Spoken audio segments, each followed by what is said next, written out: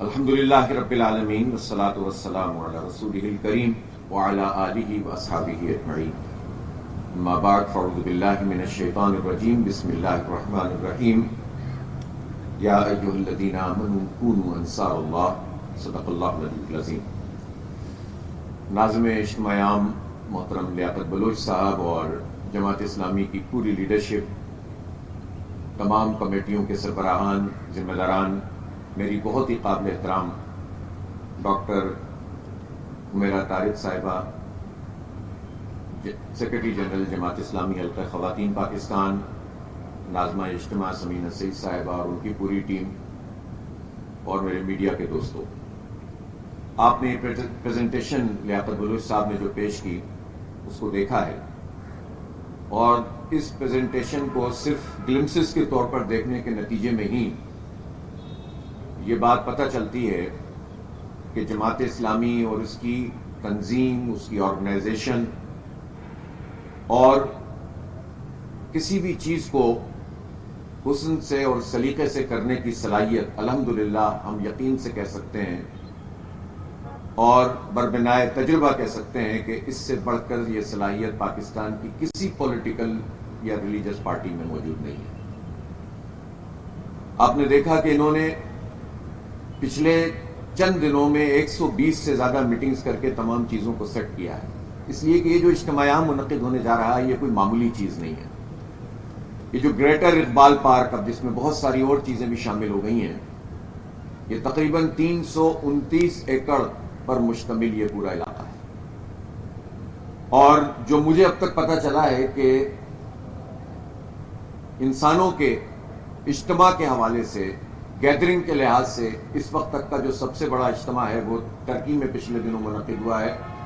وہ 120 ایکڑ پر مشتمل ان کا پنڈال تھا. اور ہم اللہ تعالیٰ سے دعا بھی کرتے ہیں اور پرعزم بھی ہیں کہ یہ ریکارڈ ہم توڑنے جا رہے ہیں، اور پاکستان میں ہونے والا یہ اجتماع انشاءاللہ دنیا کی تاریخ کا ایک بہت بڑا اجتماع ہوگا. انسانوں کی ایک بہت بڑی گیدرنگ ہوگی، اور مجھے یہ کہنے میں تو کوئی بات ہی نہیں ہے کہ اس میں جتنے بڑے پیمانے پر خواتین شریک ہونے جا رہی ہیں، دنیا میں خواتین کا سب سے بڑا اجتماع اس اجتماع عام میں ہوگا انشاءاللہ تعالی. اور یہ ایک ریپرزنٹیشن ہوگی پاکستان کے عوام کی. اس میں تمام جو واکس آف لائف ہیں اس کے لوگ موجود ہوں گے، طلباء، اساتذہ، اس میں وکلاء، علماء کرام، اس میں خواتین کا میں نے آپ کو بتایا کہ مجموعی نمائندگی، نوجوانوں کو ہم نے جنریشن زی پر ہم خاص توجہ دے رہے ہیں کہ جو ہمارا مستقبل ہے اسے ملک کو لے کر چلنا ہے، اس کو اپنے ساتھ انگیج کرنا، پازیٹیو ایکٹیویٹیز کی طرف لے کر آنا، ان کی تربیت کرنا، ان کو آرگنائز کرنا اور ان کو ایک منظم تحریک کے قالب میں ڈھال دینا، یہ ہمارا ایک پرائم آبجیکٹو ہے اس اجتماع کا. اس میں دینی مدارس کے ہمارے طلبہ کی تنظیم جمعیت طلبہ عربیہ جو فرقوں اور مسلکوں سے پاک پوری امت کو جوڑنے کا ایک پورا نظام رکھتی ہے اور اپنے نوجوان مدارس کے طلبہ کو آرگنائز کرتی ہے، وہ اپنا بھرپور کردار ادا کر رہی ہے اور وہ اس اجتماع میں بھی اپنا کردار ادا کرنا ہے. اسلامی جمعیت طلبہ جو پاکستان ہی نہیں دنیا کی سب سے بڑی طلبہ تنظیم ہے، اور اس کی خوبی یہ ہے کہ پاکستان کے قیام سے لے کر اب تک، اوپر سے لے کر نیچے تک، لوگ تو جماعت اسلامی کے بارے میں کہتے ہیں نا کہ ایک ڈیموکریٹک پارٹی ہے. آپ تو طلبہ تنظیم کو دیکھ لیں کہ 1947 سے آج تک اس کا تسلسل ٹوٹا نہیں ہے. ہر سال ناظم اعلیٰ کا انتخاب ہوتا ہے باقاعدہ، اور صرف ناظم اعلیٰ کا نہیں، ہر سطح پر انتخابات ہوتے ہیں.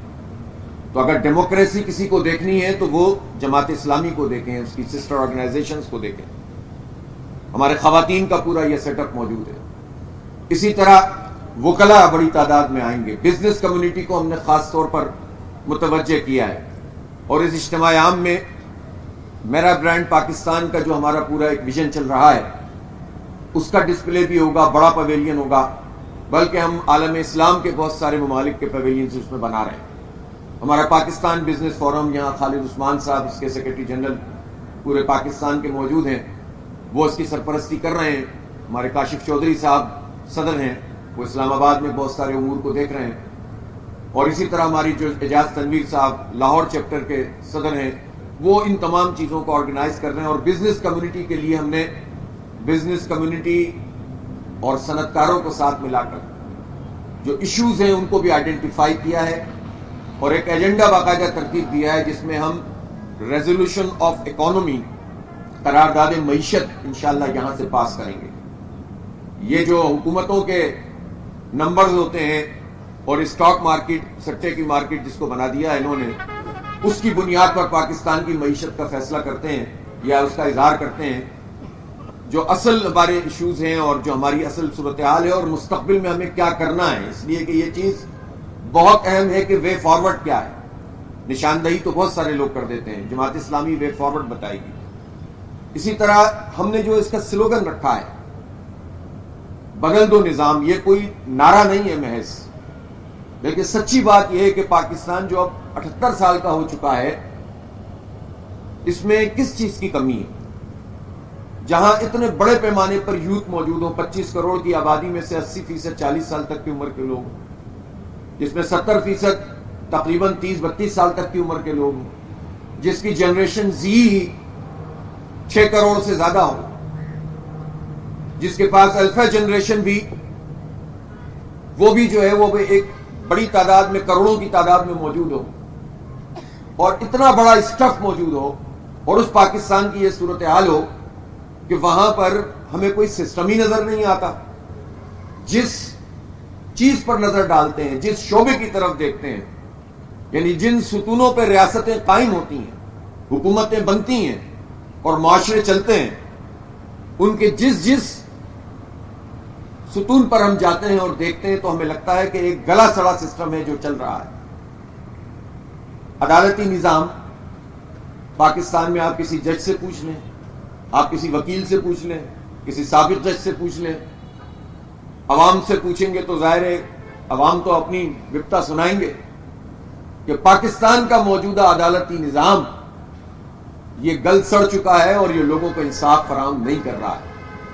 عدل نہیں ملتا ہے اس نظام سے, اور پیوند کاری سے بھی کچھ نہیں ہونا. اس کو ترمیموں کی ضرورت نہیں ہے, تبدیلی کی ضرورت ہے. پورا نظام تبدیل کرنا پڑے گا عدالت کا, تب لوگوں کو انصاف ملے گا. اور ہم انشاءاللہ اس اجتماع عام میں قوم کو بتائیں گے کہ اب ہمیں کس طرف جد و جہد کرنی ہے, اس نظام کو تبدیل کیسے کرنا ہے. آئینی فریم ورک ہمارا موجود ہے اور ہم اس فریم ورک میں رہتے ہوئے اس پورے نظام کو بدلیں گے, اس لیے کہ آئین میں تو بالادستی اور حاکمیت اعلیٰ اللہ تعالیٰ کی ہے. آئین تو یہ کہتا ہے کہ قرآن و سنت کے برخلاف کوئی قانون سازی نہیں ہو سکتی, لیکن پریکٹیکلی سسٹم وہی چل رہا ہے جو انسانوں کو یرغمال بنانے والا ہے. تو نظام کی تبدیلی کی ضرورت ہے. شاخوں کو کاٹنے سے اور جھاڑنے سے یہ نظام تبدیل نہیں ہوگا, اس کو جڑ سے اکھاڑ کر پھینکنا ہوگا. ایک نیا نظام لانا ہوگا جو انسانوں کی مشاورت پر اور اس بنیاد پر موجود ہو کہ جس میں حاکمیت اعلیٰ اللہ کی ہوگی اور انسانوں کے ذریعے انسانوں کی حکومت قائم ہوگی. قبضہ کوئی نہیں کرے گا, کوئی ایک طبقہ مالک نہیں بنے گا اس ملک کا اور ملک کے 25 کروڑ عوام کا. تعلیمی نظام طبقات میں تقسیم ہے. تعلیمی نظام میں جس کے پاس جتنی دولت ہے وہ اتنی اچھی تعلیم خریدتا ہے. پاکستان کے لوگوں کو, پاکستان کے غریبوں کو, مڈل کلاس لوگوں کو یا اپر کلاس لوگوں کو ایک جیسی تعلیم نہیں ملتی. اور جس قوم میں تعلیم کا معیار دولت کی بنیاد پر تقسیم ہوتا ہو تو وہ کیا قوم بنے گی. ہمیں پورے نظام تعلیم سے اس طبقاتی کشمکش کو نکالنا ہوگا. ایک بہترین نصاب جو پوری قوم کو تشکیل دے سکے وہ بنانا ہوگا. ایک نصاب, ایک نظام, اس کے ذریعے سے ہم آگے بڑھ سکتے ہیں. اس کا پورا نقشہ ہم آپ کے سامنے پیش کریں گے. اسی طرح ہم معیشت میں, جس میں اعلان کرتے رہتے ہیں کہ ہم 2027 کے اختتام تک سود کو ختم کر دیں گے, لیکن یہ لعنت ہم پر مسلط ہے. اور گریجولی اگر اس کو ختم کرنا تھا تو جتنے وعدے ہمارے پچھلے حکمرانوں نے کیے, آرمی چیف صاحب پچھلے والے بھی موجودہ والے بھی بزنس کمیونٹی سے ملتے ہوئے یہ کہتے تھے کہ ہم آنے والے مارچ 2025 تک سنگل ڈیجٹ میں ہم انٹرسٹ ریٹ کو لے آئیں گے, لیکن اس وقت بھی انٹرسٹ ریٹ 11% چل رہا ہے. اس کا مطلب ہے کہ انٹینشن پتہ چل رہی ہے کہ آپ ریڈیوس نہیں کرنا چاہتے. تو جب تک یہ لعنت سود کی موجود ہے, معیشت پنپ کیسے سکتی ہے؟ ہمارا ایمان ہے یہ. اور صرف سود ہی نہیں ہے, سرمایہ دارانہ ذہنیت کے ساتھ جو نظام چلتا ہے، جس میں ایکسپلائٹیشن ہوتی ہے، جس میں استحصال ہوتا ہے. ہمارا دین ہمیں یہ نہیں کہتا کہ اس میں امیر کوئی نہیں ہوگا اور غریب بالکل ختم ہو جائیں گے، لیکن ہمارا دین ہمیں یہ بتاتا ہے، ہمارا نظام معیشت یہ بتاتا ہے کہ امیر کی عمارت غریبوں کی ایکسپلائٹیشن اور استحصال پہ نہیں ہوگی. کمپٹیشن میں سب کو برابر کے مواقع ملیں گے، پھر جو جتنا آگے بڑھ سکتا ہے بڑھے، جو جتنا سنبھال سکتا ہے سنبھالے. اس لیے ہم یہ سمجھتے ہیں کہ یہ جو ریزولوشن آف اکانومی ہے یہ بہت ضروری ہے، اور انہی اصولوں پہ کہ جو ہمارا دین ہمیں دیتا ہے اور پاکستان کا آئین ہمیں دیتا ہے، اس پر ہم بتائیں گے کہ معیشت کو سدھارنے کے طریقے کیا ہو سکتے ہیں اور کہاں کہاں سے یہ استحصالی نظام کو ختم کرنا ہوگا. مزدوروں کا مسئلہ ہے. پاکستان میں کروڑا مزدور ہیں، لیکن ان کو لیبر لاز کے مطابق بھی اختیار حاصل نہیں ہے، وہ مراحت حاصل نہیں ہے جو انہیں آئین اور قانون دیتا ہے. ٹھیکیداری نظام کے تحت انڈسٹری اور فیکٹریوں میں مزدور کام کرتے ہیں، اور ہماری ماؤں بہنوں بیٹیوں کی ایک بہت بڑی تعداد دھکے کھاتی ہے. ڈیلی ویجز پہ لوگ ہوتے ہیں، ایک دن کام نہ کریں، بیمار ہو جائیں تو ان کو تنخواہ نہیں ملتی، گھر چل نہیں سکتا. جتنی بڑی ایکسپلائٹیشن اس میدان میں ہوتی ہے کوئی پوچھنے والا نہیں ہے. خواتین کی تنظیمیں اس مسئلے پہ بات نہیں کرتی کہ یہ جو مزدور طبقہ ہے خواتین کا، یہ جو ورکنگ کلاس ہے خواتین کی، ان کا کتنا استحصال کیا جاتا ہے. پھر ان کو تحفظ کا مسئلہ ہے، پھر ان کو عزت اور وقار کا پرابلم ہے. پاکستان میں کوئی عدالت ایسی نہیں ہے جو عزت کے ساتھ ان کے ہیرسمنٹ کے ایشو کو ایڈریس کر سکتی ہو. خواتین کو بالعموم لوگ وراثت میں حصہ نہیں دیتے. یہ وہ چیزیں ہیں جس پر ہم ان خواتین کو، ان کی آواز بھی بنیں گے انشاءاللہ، اور ان کو حق دلانے کی اس تحریک کو شروع کریں گے. یہ بدل دو نظام کی بات ہے، یہ صرف نعرے نہیں ہیں. اسی طرح مزدوروں کا میں نے آپ کو بتایا، کسانوں کے جو حالات ہیں، پاکستان میں 97% چھوٹے کسان اور کاشتکار ہیں، لیکن بڑے جاگیرداروں کی تو سب سنتے ہیں، وہ ٹیکس بھی نہیں دیتے. انکم ٹیکس میں ان کا حصہ پورے ملک میں 4-5 ارب روپے ہے، جن کی سینکڑوں مربع زمین ہے. تنخواہ دار طبقہ 500 ارب روپے سے زیادہ دے رہا ہے اور کوئی پوچھنے والا نہیں ہے. چھوٹے کسان کے اوپر ساری زور زبردستی ہوتی ہے، دوائیں اس کے لیے مہنگی، یوریا اس کے لیے مہنگی، کوئی پوچھنے والا نہیں ہے. وہ اسی طرح ان کی اولادیں خدمتگار اور قرض در قرض جکڑے رہتی ہیں، اور چند لوگ جو ہے وہ ان کی محنت اور مزدوری کے ذریعے. اسی لیے یہ جو کارپوریٹ فارمنگ ہے کہ مزید ان کے اوپر استحصال کا ایک نظام مسلط کر دیا جائے، یہ کارپوریٹ فارمنگ جاگیرداری کی ایک نئی قسم ہے، جس میں سرمایہ دار کا انپٹ شامل کر کے 2 طریقے سے کسانوں کو مارا جائے گا.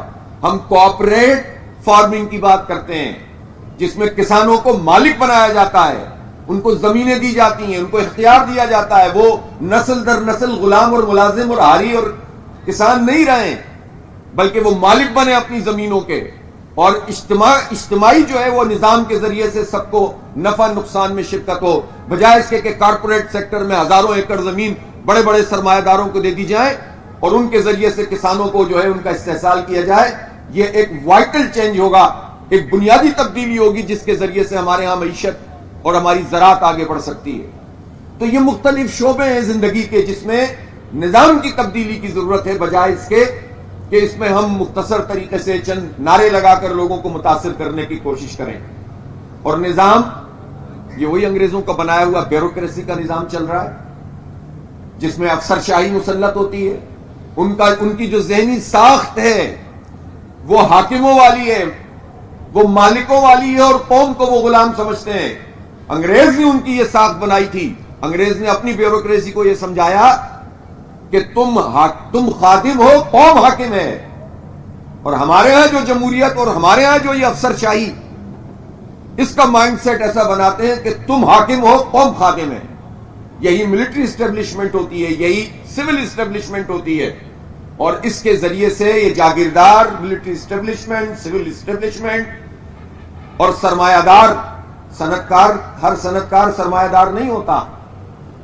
تو یہ ایک خاص قسم کا طبقہ اپنے اشتراک سے پاکستان کے عوام کی عظیم اکثریت کو اپنا غلام بنا کر رکھتا ہے.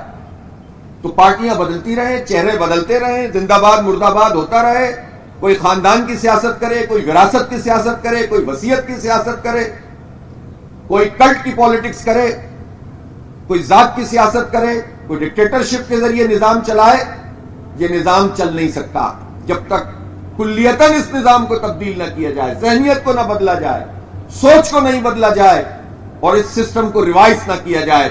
اس لیے یہ آج کی سب سے بڑی ضرورت ہے کہ اس پورے نظام کے خلاف ایک اجتماعی تحریک قائم کی جائے۔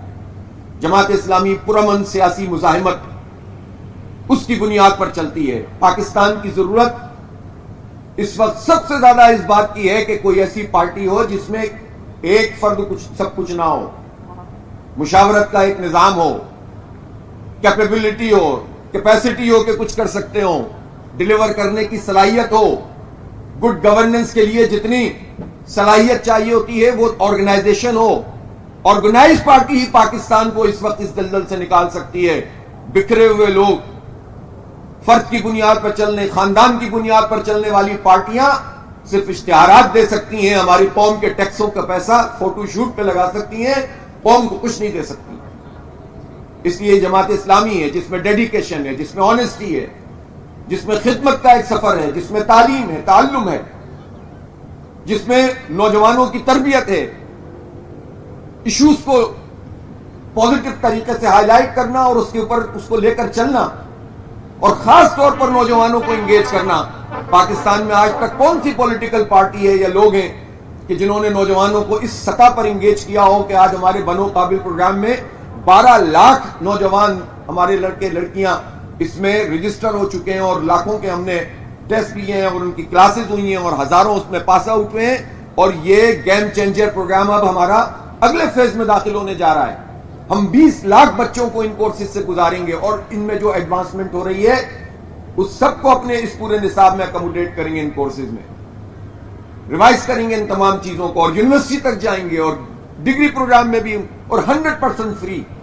یہ ہم ایک ایسا ماڈل بنا رہے ہیں کہ جو پوری ریاست کے لیے ایک سوالیہ نشان ہے کہ یہ ریاست اس تعلیم کو کیوں نہیں عام کر سکتی۔ آئی ٹی کا تو ایک بہت بڑا اس وقت جو ہے وہ ضرورت ہے۔ اس نظام کی جتنی اس طرح کی شکلیں موجود ہیں، آپ نے صرف ایک مثال دیکھی کہ آئی پی پیز کے حوالے سے کوئی بات نہیں کرتا تھا، اس لیے کر نہیں سکتا تھا، کیونکہ پارٹیوں میں جو لوگ موجود ہوتے ہیں، جو پارٹیوں کو چلا رہے ہوتے ہیں، جس کی اے ٹی ایم بنے ہوئے ہوتے ہیں، ان کی ایک بڑی تعداد شوگر مافیا، فلور مافیا یا آئی پی پیز مافیا ٹائپ کے لوگوں پر مشتمل ہوتی ہے۔ اس لیے ان پارٹیوں کے لیڈرز کو جرت نہیں ہوتی کہ 2-4 بیان سے زیادہ اس پر بات کر سکیں، کوئی بھی ہو۔ جماعت اسلامی نے اس کو ٹیک اپ کیا، جماعت اسلامی نے آئی پی پیز کے حوالے سے آواز اٹھائی، لوگوں کو منظم کیا، جدوجہد کی، احتجاج کیے، ہڑتال کی، دھرنا دیا، اور ہمارے کارکنان گرفتار ہوئے۔ ہمیں نہیں اسلام آباد میں جانے دیا، لیکن ہم نے اس دھرنے کو لوگوں کی امنگوں کا ترجمان بنایا اور حکومت کو مجبور کیا کہ وہ کچھ آئی پی پیز کو انہوں نے بند کیا ہے، ایگریمنٹ کینسل ہوئے ہیں، کچھ ریوائز ہوئے ہیں، اور خزانے کو 3600 ارب روپے کا فائدہ ہوا ہے، اور پاکستان کی قوم کی جو پر یونٹ بجلی ہے الحمدللہ وہ 7.5 روپے کم ہو گئی۔ یہ ماڈل ہے ہمارا کہ ایشوز کو ہائی لائٹ کرو اور منطقی انجام تک پہنچاؤ، بجائے اس کے کہ جاؤ لڑو آ جاؤ اور کہو کہ ہم نے بہت بڑا کارنامہ انجام دے دیا اور ہم مزید پیچھے لگے ہوئے ہیں۔ اس پہ بات ختم نہیں ہونی، بلکہ ہم آگے بڑھائیں گے۔ گیس کے حوالے سے یہ صورتحال، تو یہ ہمارا ماڈل ہے، اور انشاءاللہ جب ہم اس اجتماع عام سے اپنے آئندہ کے لائحہ عمل کا اعلان کریں گے تو انشاءاللہ یہ پاکستان کی قوم کو ایک نئی امید دے گا، اس مایوس قوم کو ایک امید دے گا یہ اجتماع انشاءاللہ۔ جماعت اسلامی پاکستان کے نوجوانوں، پاکستان کی خواتین، پاکستان کے مزدور اور کسانوں، ان کی امنگوں کی ترجمان بنے گی انشاءاللہ۔ تو اس لیے میں پورے پاکستان سے درخواست کر رہا ہوں اس میڈیا کے توسط سے کہ آپ اس میں شرکت کریں۔ یہ جو 329 ایکڑ کا یہ رقبہ ہے یہ انسانوں کے سروں سے بھر جائے گا انشاءاللہ۔ باہر سڑکوں تک انتظام ہم کر رہے ہیں، لیاقت صاحب تو مسلسل لگے ہوئے ہیں کہ کس طرح زیادہ سے زیادہ جگہ کو ہم جو ہے حاصل کر سکیں تاکہ کوئی لوگوں کو تکلیف نہ ہو۔ لیکن اتنی بڑی تعداد میں ہمیں پتہ چل رہا ہے کہ کراچی سے لے کر خیبر، چترال اور اب تو آزاد کشمیر، گلگت بلتستان اور تمام پہاڑی علاقے اور پورا پنجاب اور بلوچستان سے جو وابستگی موجود ہے، حالانکہ ہم جانتے ہیں وسائل کی کمی ہے، عام لوگ ہیں، لیکن پھر بھی لوگ قربانی دے رہے ہیں اور آگے بڑھ رہے ہیں۔ تو انشاءاللہ یہ اجتماع یہ صرف ایک اجتماع نہیں ہوگا بلکہ قوم کے لیے ایک امید کا پیغام ہوگا، اور انشاءاللہ بدل دو نظام تحریک کا نقطہ آغاز ہوگا، اور اللہ نے چاہا تو یہ پاکستان کے لیے ایک ٹرننگ پوائنٹ بنے گا انشاءاللہ تعالی۔ بہت بہت شکریہ آپ سب لوگوں کا، پوری ہماری کمیٹیوں کا، لیاقت صاحب اور ان کی پوری ٹیم کا، کہ جو پوری محنت سے یہ کام کر رہے ہیں اور اپنے اپنے شعبوں میں مہارت سے کام کر رہے ہیں۔ کوئی یہ نہیں ہے کہ کون امیر ہے، کون غریب ہے، کون سا جو فیکٹری والا ہے اور کون جو ہے مزدوری کرنے والا ہے۔ جس فیکٹری والے کے ذمہ لگ گیا کہ باتھ روم بنانے ہیں تو وہ کام کر رہا ہے، جس کو جھاڑو لگانی ہے وہ جھاڑو دے رہا ہے، جس کو اسٹیج سجانا ہے وہ اسٹیج سجا رہا ہے۔ یہی خوبصورتی ہے ہماری اس پوری اجتماعیت کی۔ ہماری بہنیں ہیں مسلسل کام کر رہی ہیں اپنی تمام تر گھریلو مصروفیات کے باوجود۔ وہ جس طرح عام طور پہ کہا جاتا ہے کہ خواتین ہماری قومی دھارے میں کب آتی ہیں، یہ قومی دھارے میں اگر دیکھنا ہو تو جماعت اسلامی کو دیکھیے کہ اپنی ساری ذمہ داریوں کے ساتھ ساتھ اس وقت اگر قوم کو ضرورت ہے تو وہ اپنا وقت اور اپنی صلاحیتیں قوم کے لیے اور اپنی نوجوان نسل کے لیے صرف کر رہی ہیں۔ بہت بہت شکریہ۔ وآخر دعوانا الحمدللہ رب العالمین۔ سر، آپ کو یاد ہوگا کہ جب 26ویں آئینی ترمیم آ رہی تھی تو ہم نے تمام اپوزیشن پارٹیوں سے درخواست کی تھی کہ آپ اس کی نیگوشیشن کا حصہ نہ بنیں، اس لیے کہ یہ آئین کے ساتھ جو کھلواڑ شروع ہو گیا ہے یہ مناسب نہیں ہے۔ تو 26ویں ترمیم میں لوگ انگیج ہوئے اور اس کے نتیجے میں وہ ترمیم بھی ہو گئی اور حکمرانوں نے اپنے مقاصد بھی حاصل کر لیے۔ اب 27ویں ترمیم جس کے ابھی تک شقیں سامنے نہیں آ رہی ہیں لیکن انٹینشن سب کو پتا ہے، تو یہ مزید اس سسٹم پر گرپ کرنے کے لیے جو ترمیمیں لائی جا رہی ہیں یہ آئین کے ساتھ بھی مذاق ہے۔ جماعت اسلامی اس طرح کی ترمیموں کو کلیتاً مسترد کرتی ہے۔ بہرحال اجتماع عام بدل دو نظام۔ ٹھیک ہے سر، شکریہ، تھینک یو، السلام علیکم۔